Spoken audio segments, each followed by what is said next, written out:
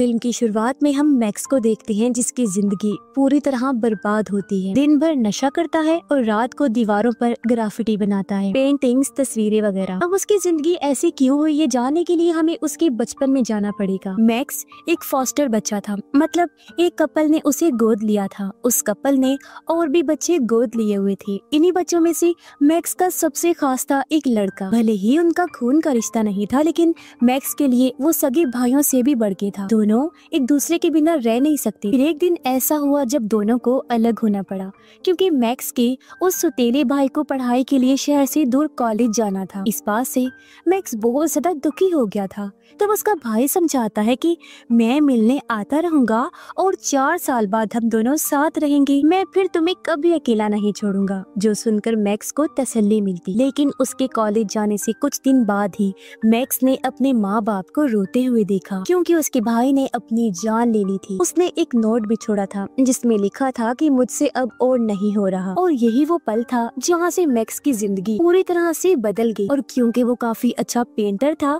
इसलिए बचपन से लेकर अब तक वो दीवारों पर ग्राफिटी बनाकर अपना गुस्सा निकालता है। अब एक रात मैक्स एक दुकान की छत पर जाकर वहाँ ग्राफिटी बना रहा होता है। तभी पुलिस आकर उसे रंगे हाथों पकड़ लेती है। जेल जाने की बजाय अब मैक्स को भेजा गया एक फॉस्टर होम में, जहाँ पर बूढ़े लोग रहते थे। वहाँ उसे साफ सफाई का काम करना था। उनकी मदद के साथ साथ अपना बर्ताव अच्छा रखना था, वरना सीधा जेल हो जाएगी। मैक्स जब फॉस्टर होम पहुँचता है तो बाहर से ही उसकी नजर ऊपर एक खिड़की पर गई, जहाँ एक बूढ़ा आदमी बाहर ही झांक रहा था। वहाँ के वर्कर्स उसे सारा काम समझाते हैं और उसे सख्ती से कहते हैं कि 4th फ्लोर पर जाना मना है, क्योंकि वहाँ सीरियस मरीजों को रखा गया है जिनकी हालत बहुत खराब है। वही 4th फ्लोर जहाँ से मैक्स ने उस बूढ़े आदमी को विंडो से झांकते हुए देखा था। अगले दिन मैक्स अपना सफाई का सामान लेने गया तो उसे एक इंसान जैसा दिखने वाला स्टैचू मिला।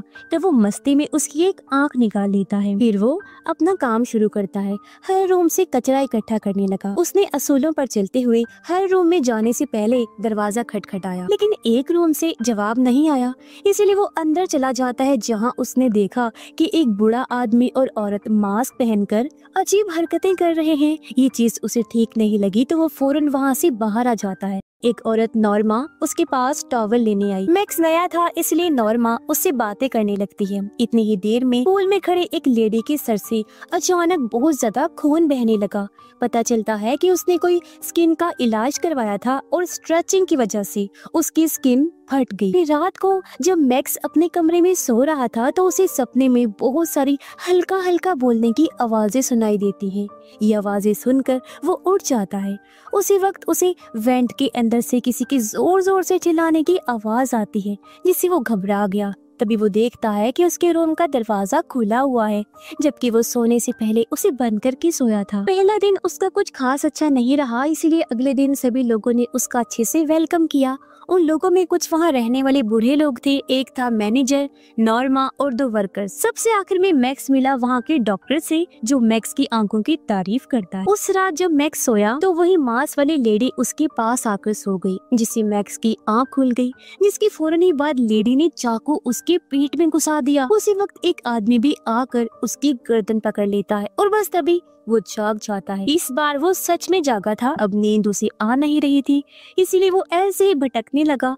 जिस बीच उसे एक बूढ़ा कपल नजर आया जो इतने रात में भी डांस कर रहे थे, क्योंकि आज उनकी एनिवर्सरी थी। मैक्स जाने लगा तो उसे वेंट में से दोबारा किसी के चिल्लाने की आवाज आई।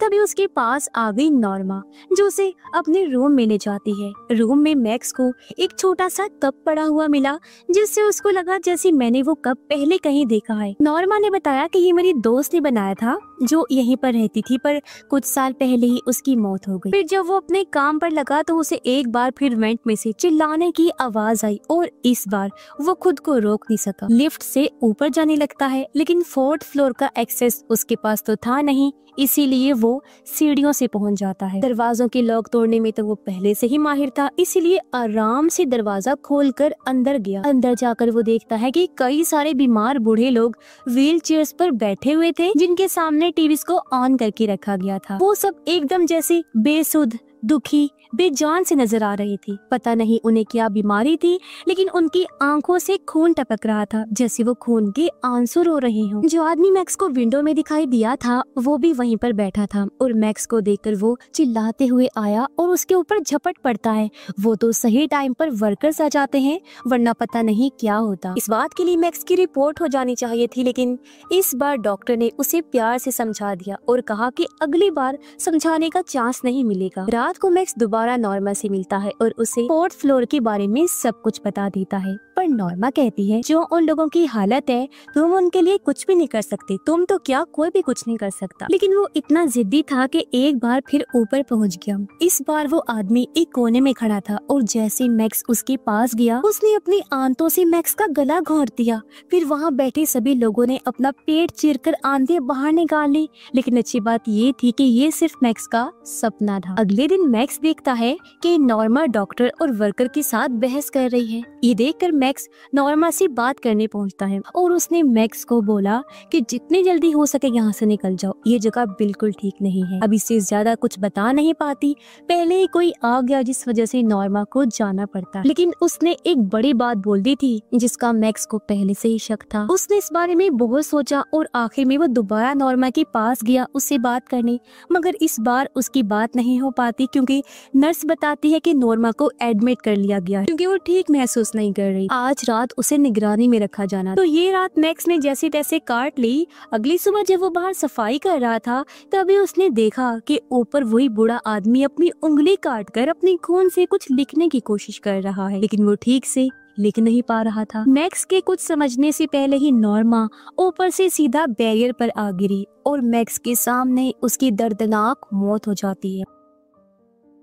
डॉक्टर बताता है कि नॉर्मा ने खुद अपनी जान ली है। उसके रूम से एक नोट मिला जिसमें उसने लिखा था कि वो अपने बेटे से मिलने जा रही है, यानी मरने जा रही है। नॉर्मा के गुजर जाने के बाद मैक्स बहुत दुखी हो गया था क्योंकि यहाँ पे वही उसकी असली दोस्त बनी थी, जबकि मैक्स के सपने अब भी जारी थे। पर इस रात जब वो उठा तो दरवाजे के पास उसे एक यूवी लाइट रखी हुई मिली। उस लाइट को ऑन किया तो देखा कि दीवार पर उसके लिए एक मैसेज लिखा हुआ था, फाइंड द मार्क्ड वन, यानी निशान वाले इंसान को तलाश करो।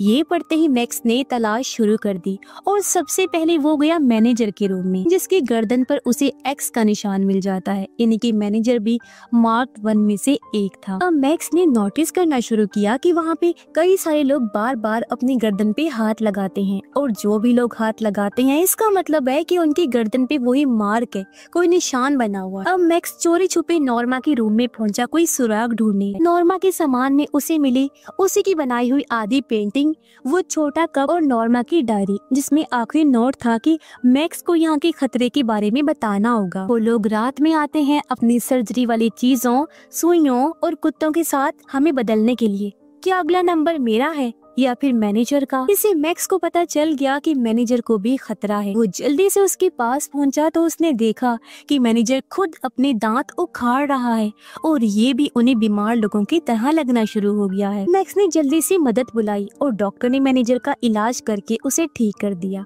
अगर मैक्स ना पहुंचता तो बहुत ज्यादा देर हो जाती। अब मैक्स ठान लेता है कि सबसे पहले वो डॉक्टर के बारे में पता लगाएगा। तो उसने डॉक्टर के बारे में थोड़ी रिसर्च की तो उसे पता चला कि डॉक्टर को एक हॉस्पिटल से निकाल दिया गया था किसी खतरनाक आंखों की सर्जरी और थेरेपी की वजह से, जिसका दिमाग की उम्र के साथ ताल्लुक होता है। मैक्स उसके बारे में पढ़ ही रहा था कि तभी उसकी स्क्रीन पर ढेर सारे नोटिफिकेशन आने लगी, जिसके साथ ही सॉफ्टवेयर डाउनलोड हो गया और एक लाइव टेलीकास्ट चलना शुरू हो जाता है। इसमें एक लड़की थी जिसके चेहरे की हालत काफी बिगड़ी हुई थी।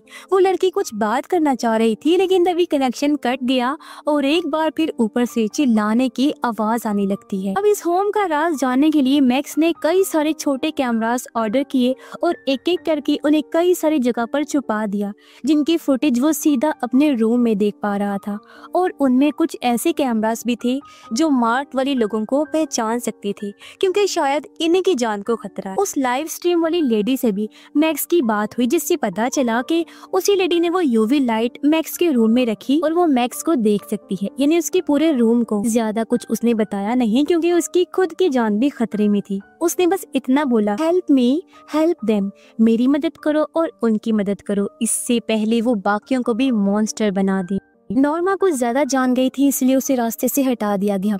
वैसे ही तुम्हें भी हटा देंगे, बस इतनी जानकारी वो दे पाती है। अभी कैमरा में मैक्स को नजर आया कि वो 4th फ्लोर वाला बूढ़ा आदमी बाहर निकल चुका है और कैमरा के साथ थोड़ी छेड़छाड़ करके वो आगे बढ़ जाता है। फिर देर रात को मैक्स देखता है कि एक निशान वाले आदमी को बेसमेंट में ले जाया जा रहा है, जहाँ पर एक आदमी पहले से ही मौजूद है जिसके पास डॉग भी है। अब उनके पीछे पीछे मैक्स भी नीचे पहुँच गया, पर वो कुछ देख नहीं पाता। बस उसे इतना पता चलता है कि डॉक्टर किसी तरह की भयानक सर्जरी कर रहा है। इतने में उस कुत्ते वाले आदमी ने मैक्स को देख लिया, इसलिए वो फौरन भागकर ऊपर अपने रूम में वापस आ जाता है।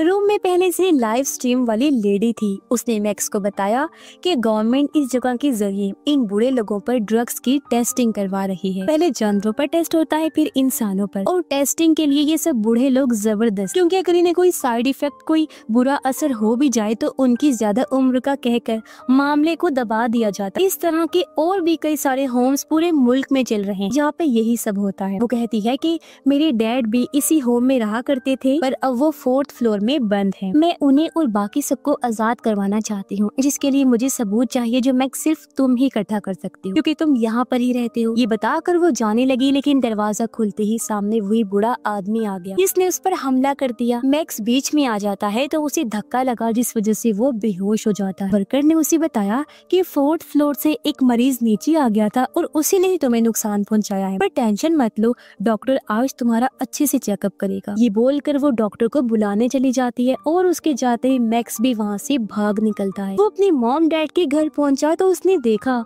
कि पेरेंट्स ने 2 और बच्चियों को गोद ले लिया है। अब यहाँ पर मैक्स की माँ उसका हाल चाल पूछ रही थी, जिसमें उसने वही लाइन बोल दी थी जो नॉर्मा बोलती थी, आ हार्ट नोस आ हार्ट, जिसका मतलब था कि मैक्स के पेरेंट्स का भी वहाँ से कोई लेना देना जरूर था। इसके बाद मॉम डैड दोनों जज से मिलने जाते हैं ताकि मैक्स को कोई भारी सजा न हो जाए, और उनके जाने के बाद मैक्स ने पूरा घर छानना शुरू कर दिया, लेकिन उसे कुछ नहीं मिलता। तो वो दोनों बच्चियां मैक्स के पास आईं और उसे एक राज बताना चाहती हैं। न जाने वो कब से दिल में दबा के बैठी हुई। वो उसे अलमारी के पीछे बने एक खुफिया रूम में लेकर गई, जो किसी तरह का रिचुअल वाला रूम लग रहा था, यानी जहाँ जादू वगैरह किया जाता है। वहाँ पे वो कप भी रखा हुआ था, जिसका एक छोटा मॉडल मैक्स के पास है, वही नॉर्मा वाला कप। और सबसे बड़ी बात ये है कि वहाँ पे एक स्टैचू रखा हुआ था रोमन गॉडेस का। वहाँ पर एक पुराना फोटो एल्बम भी रखा हुआ था, जिसमें फोस्टर होम वाले लोगों की तस्वीरें थी, और हैरत वाली बात कि उनमें मैक्स के मॉम डैड भी थे। फोटोज किसी पार्टी की लग रही थी, जिसमें सब लोग ब्लैक कपड़े पहने हुए थे, लेकिन बीच में एक जवान बच्चा था जिसने व्हाइट कपड़े पहने हुए। हर एक फोटो में तकरीबन 3 साल का गैप था, लेकिन लोग सेम थे और लगभग पुरानी तस्वीरों जैसे ही लग रहे थे, यानी उनकी उम्र में कोई फर्क ही नहीं आ रहा था, बूढ़े ही नहीं हो रहे थे वो। पर बीच में बैठा बच्चा हर बार अलग। बच्चों को देखकर ऐसा लग रहा था जैसे वो बेजान हो चुके हैं और उनके अंदर से उनकी उम्र, उनकी जिंदगी खींच ली गई। तो यहाँ ये पता चलता है कि उस फोस्टर होम के लोग एक कल्ट, एक शैतानी ग्रुप से जुड़े हुए हैं, जो रोमन गॉडेस की पूजा करते हैं ताकि जवान रह सके। हर कुछ सालों में वो किसी जवान बच्चे की जिंदगी ले लेते हैं। मैक्स को असली झटका तब लगा जब उसे पता चला कि मेरा सौतेला भाई भी उन्हीं बच्चों में शामिल। उसने अपनी जान नहीं ली थी, बल्कि उसकी मॉम डैड और बाकियों ने उसकी जिंदगी भी कुर्बान कर दी थी यहाँ लाकर। उसके मॉम डैड बच्चों को इसीलिए गोद लेते हैं ताकि जब वो जवान हो तो ये उसकी जवानी खींच सके। और जो 2 नई बच्चियां आई हैं उनके साथ भी यही होने वाला है, पर मैक्स ने सोचा कि मैं ये नहीं होने दूंगा और सीधा वो उस होम में पहुंचा। फिर 4th फ्लोर पर जाकर उस बूढ़े आदमी के पास आया, क्योंकि वो जान चुका था कि वो बूढ़ा आदमी और कोई नहीं बल्कि उसका भाई है। उसके भाई ने उस दिन उस पर अटैक नहीं किया था, बल्कि उसे बचाने की कोशिश कर रहा था। 4th फ्लोर पे जितने भी पेशेंट्स बंद हैं, ये सब वही जवान बच्चे हैं जिनकी जवानी खींच ली गई। अब उनकी कुछ ऐसी हालत हो चुकी है कि उनकी जिंदगी अंदर से खत्म है। बहुत कम उम्र में ही वो बूढ़े हो चुके हैं। ये कुछ बोल भी नहीं पाते, इसलिए उस दिन इसका भाई अपने खून से लिखने की कोशिश कर रहा था। अब मैक्स उन सब के लिए कुछ कर पाता उससे पहले ही वर्कर आकर उसे पकड़ लेता है। फिर जब उसकी आँख खुली तो वो खुद को उन्हीं लोगों के बीच सफेद कपड़ों में बैठा हुआ पाता है, यानी इसकी बारी आ गई थी 4th फ्लोर पर जाने की। अब पता चला कि लाइव स्ट्रीम वाली औरत ने जो बातें बताई थी वो सब भी झूठ था, क्योंकि वो खुद यहाँ के डॉक्टर की वाइफ थी, यानी कि गवर्नमेंट की टेस्टिंग वाली बात झूठ है, कोई मार्क 1 नहीं है। और अब हम ये जान लेते हैं कि आखिर ये सब जवान कैसे रहते हैं, मतलब कि लगते वो बूढ़े ही हैं, लेकिन यहाँ से उनकी उम्र ऊपर नहीं जा रही। ये कई सालों से ऐसे ही है। किसी की उम्र 109 साल है, किसी की 114, किसी की 128 तो किसी की 193। अब ऐसे जवान बने रहने के लिए उन्हें चाहिए होता है इन बच्चों का नेक्टर, जो आँख के पीछे वाले हिस्से में पड़ा लिक्विड होता है। इसे जवानी का जरिया माना जाता है, जो उम्र के साथ साथ कम होता जाता है। इसीलिए ये सब जवान बच्चों की आंखों से वो नेक्टर निकाल कर पीते हैं ताकि जवान बने रहें। जब से मैक्स इस होम में आया है तब से हर रात उसकी आंख से नेक्टर निकाला जा रहा है और उसे पता भी नहीं। तभी तो हर रात वो अचानक से जाग रहा था और जो सपने उसे दिखाई दे रहे थे वो सपने भी नहीं थे बल्कि यादें थी। ऐसे ये धीरे धीरे नेक्टर निकालते रहते हैं, लेकिन जब उनकी इंजॉयमेंट पूरी हो जाए या फिर बच्चे को उनकी असलियत का पता चल जाए तब ये एक साथ सारा नेक्टर निकाल कर उस बच्चे की सारी एनर्जी, जिंदगी, जवानी खींच लेते हैं और उसे ऐसा बना देते हैं जैसे वो बेजान हो, बूढ़ा हो। फिर वो 4th फ्लोर पर सड़ता रहता है और उसके बाद आ जाता है नया बच्चा। आमतौर पर ये कई सालों तक एक ही बच्चे पर फीड करती रहती हैं, क्योंकि जवान बच्चों में नेक्टर वापस बनता रहता है। डॉक्टर ने उसकी आंख से लगभग सारा नेक्टर निकाल कर उसे ऊपर भेज दिया और अब वो बार बार थोड़ा थोड़ा नेक्टर निकालते रहेंगे जैसे बाकी सब में से निकालते हैं। तभी उनकी आंखों में से खून निकलता रहता है। लेकिन मैक्स का भाई ऐसी नौबत आने ही नहीं देगा। उसने अपनी व्हील चेयर में से एक तार तोड़ी और उससे वहाँ मौजूद हर एक बच्चे की आंख फोड़कर उनका नेक्टर जमा कर लिया। फिर वो सारा नेक्टर पिला दिया मैक्स को, जिससे उसके अंदर फिर से जान आ गई, पहले से कई गुना ज्यादा। अब एक तूफान तो बाहर आ गया था और एक था अंदर मैक्स में। और जैसे वर्कर ऊपर आई, मैक्स ने बार बार वार करके उसकी जान ले ली। फिर उसने औजार उठाकर वहाँ मचा दी तबाही। जो भी उसके सामने आ रहा था वो सबको खतरनाक मौत दे रहा था। एक एक करके उसने सबको मार डाला। उसके माँ बाप बचकर भाग रहे थे, लेकिन तूफान की लपेट में बुरी तरह आने की वजह से उनकी भी मौत हो जाती है। उन सब को मारने के बाद उसने सबकी आंखों में से नेक्टर निकाला और 4th फ्लोर वाले लोगों को पिलाकर सबको आजाद करवा दिया। फिर अपने भाई के साथ वो वहाँ से निकल जाता है। अब जिन लोगों ने बुरा काम किया था वो तो मारे गए और ये लोग भले ही ऐसे बूढ़े दिखेंगे लेकिन अंदर से ये जवान हो जाएंगे पहले की तरह। और इसी के साथ ही ये फिल्म इधर ही खत्म हो जाती है।